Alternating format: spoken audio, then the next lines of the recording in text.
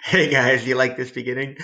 My daughter made this for me out of a little origami square. I might have to show you later in the week how to do this, but I thought I'd start it with that.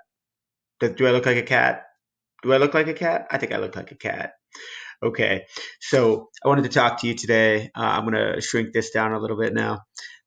There we go. Getting smaller. Let's see if it comes up. Okay. I'm going to talk to you today about our note card. Our note card is like an old fashioned one. I made this, I actually did it by hand. It's right over here. See this? Look at this. I can show you my note card, right? That's the same one you're seeing right there. I just made it. Um, but the note card this week is all about using tables to keep track of growth. And I wanted to show you a couple of different types of tables where you're tracking basically a couple of variables or a couple of things that you get from a problem.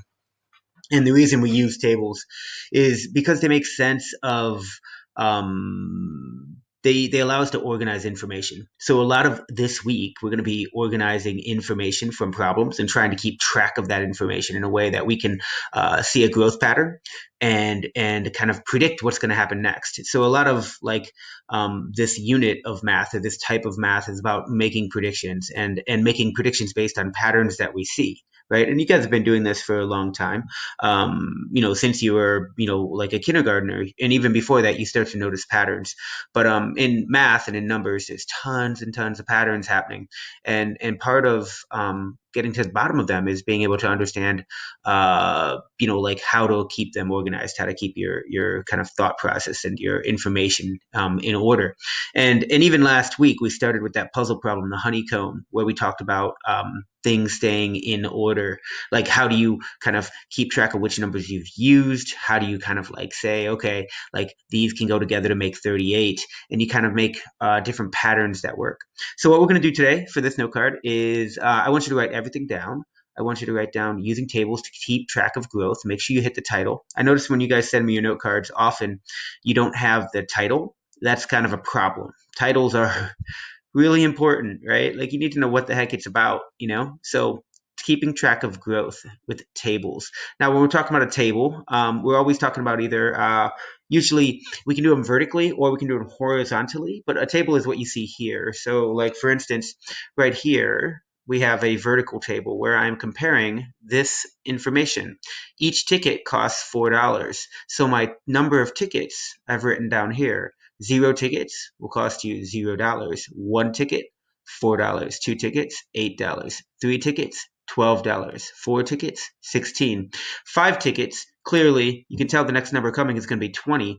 We also know that it's $4 a ticket, so 5 times 4 is 20. And we keep going down the line. Now, you'll ask, why do I need this table? I know that if I buy 7 tickets, I go 7 times 4 and it gives me 28. Yeah, you're absolutely right. Like, you don't really need a table for this pattern, but I just wanted to show you that you can make one and it makes sense, right? This idea of growing in this way, something that grows in this way.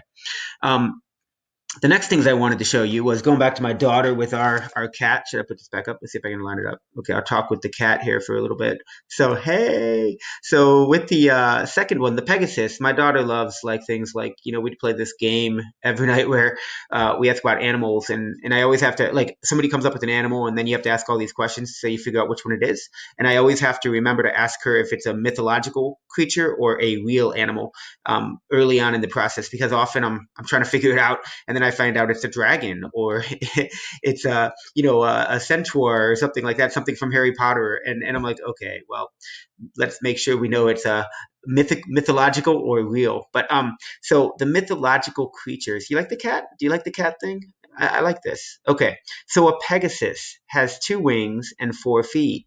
So what we did there is I built a table that has 4 different parts. It has a number of Pegasus on the top, and there's 1 Pegasus, 2 Pegasus, 3 Pegasus, and then number of wings. So when there's 1 Pegasus, I'm going to try to hold up the cat face and do this.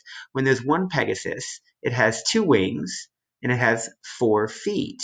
But let's say there's 2 Pegasus. We have now 4 total wings and 8 total feet, because obviously now there's two of them, right? And if you notice, the patterns are going to grow in a couple of different ways. The number of wings is going to go up by 2 every time you move ahead. So if you get to 4 Pegasus, you have 8 wings. If you get to 4 Pegasus, you have how many feet? Well, this should be 16. 4, 8, 12, 16. So you see the patterns are growing, and we could keep extending the pattern. I can bring this out to 5, and then 6, and then 7, and then 8. And once again, in this case, you can probably figure this out without a table, but the tables are a really good habit because they're going to help us solve more complex problems. So I'd like you to copy down this note card, and I'll post this as well in your notebook for today, for Monday. And then I'm going to give you some problems where we're going to work on tables. So I'll do that in the next video. Okay, bye everybody. See you soon. Actually, you'll have a second video coming up, so you're going to see me in like a moment.